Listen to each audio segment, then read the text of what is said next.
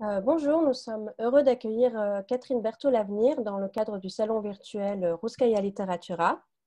Nous en profitons d'ailleurs pour les remercier chaleureusement, car sans eux, cette vidéo n'aurait pas été possible.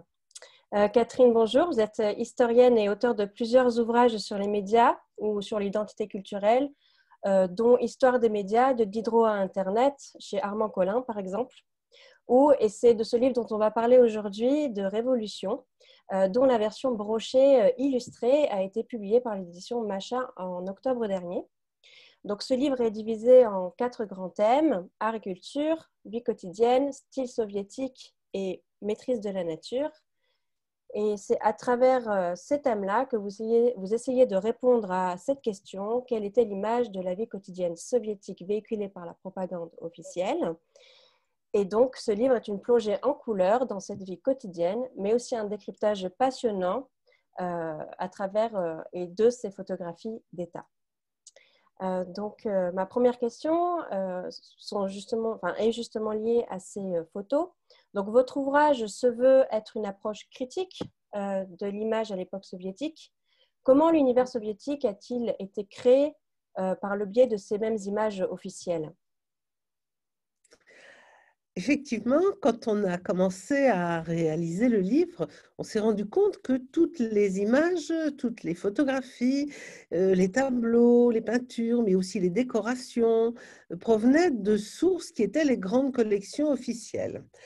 Mais en fait, ça n'est pas un problème. On sait que toujours une photographie dans un reportage a été choisie par le rédacteur en chef, qu'elle a été mise en page, qu'elle a été recadrée, qu'elle a été légendée. Donc, nous sommes attachés extrêmement soigneusement, avec l'aide des assistantes d'édition qui étaient russes d'origine et qui donc pouvaient m'aider à comprendre bien ce qui se passait, à reconstituer l'environnement qui a produit ces images et en faire ce qu'on appelle une critique, mais au sens historique, c'est-à-dire à reconstituer quelles étaient les valeurs qu'elles véhiculaient et comment elles produisaient des sentiments et des émotions. Merci beaucoup. Dans ce même livre, on parle beaucoup du style soviétique. En quoi était-il à la hauteur du style occidental et quelle influence a-t-il eu sur les arts et déco européens? Alors, c'est aussi un écueil que nous avons essayé d'éviter, c'est-à-dire de rentrer dans une comparaison permanente. Ceci serait mieux que cela.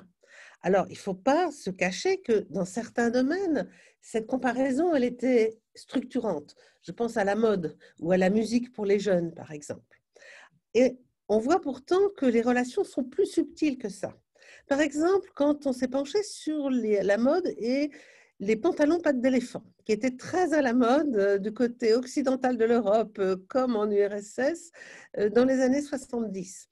On voit bien que les usines soviétiques produisent des pantalons sur le modèle pattes d'éléphant, très large en bas, mais que pour des raisons politiques et idéologiques, et c'est là qu'on voit que l'idéologie va vraiment se mettre partout, eh bien, on rétrécit un peu les pantalons pour pas que ça fasse trop hooligan. Donc, vous voyez que c'est plutôt un rapport d'adaptation. En revanche, si on regarde les meubles, bah, dans les revues de décoration, disons pour les gens ordinaires en Europe de l'Ouest, à la même époque, il y avait ce même style qu'on appelait scandinave, des meubles assez épurés, avec des formes très rectangulaires. Et à vrai dire, en regardant les photographies, moi, j'ai trouvé que on trouvait la même chose en Hollande, au Danemark ou en France à cette époque-là, et que c'était assez proche. Avec dans les deux cas, le fait que ce qu'il y a dans les magazines n'est pas forcément ce que les gens trouvent dans les magasins. Et que là, la différence est peut-être plus grande en URSS dans les années 60, 50 qu'en Europe de l'Ouest.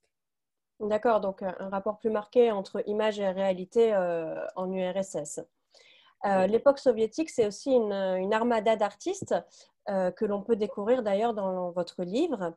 Vous, à titre personnel, est-ce que vous avez un artiste soviétique préféré? En ayant parcouru tous les artistes du livre, je suis revenue vers ce qui a été la grande découverte de mes 20 ans, qui est le Solzhenitsyn. Vraiment, c'est un auteur d'une puissance extraordinaire et d'une vie aussi étonnante de force, d'énergie, de droiture. Vraiment, j'ai approfondi ma connaissance, toujours quand on travaille sur un livre.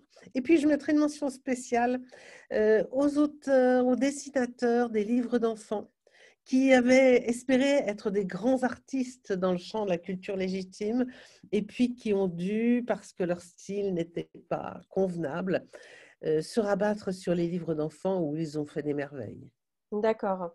Oui, dans le livre, on parle d'artistes comme Koulkov et d'autres de ce genre en littérature jeunesse, oui.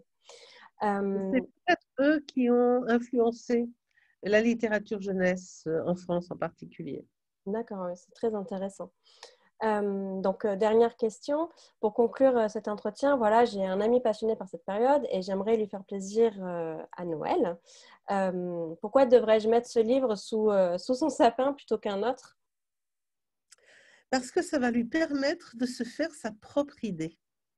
Nous avons à chaque fois essayé de donner le contexte de la production des images, de proposer une interprétation critique, mais critique bienveillante, je l'ai dit, mais en donnant suffisamment d'éléments pour que chaque lecteur puisse se faire sa propre idée et de page en page, se plonger à chaque fois dans un univers différent. Ça peut être les timbres-poste ou la grande poésie, ça peut être les réalisations technologiques ou les chanteurs de rock. Et à chaque fois, essayer de se faire un jugement propre, personnel. C'est un travail assez long, sans fin, extrêmement riche et très agréable. Merci beaucoup, Catherine. Écoutez, on a hâte donc de découvrir votre livre. Vous l'avez derrière vous, je crois, l'illustration de la couverture. Sinon, je l'affiche également ici. Donc, c'est Révolution, c'est au format broché, c'est illustré à l'intérieur, c'est magnifique. Merci encore et passez de bonnes fêtes de fin d'année. Merci beaucoup et à l'équipe de Macha Publishing. Au revoir.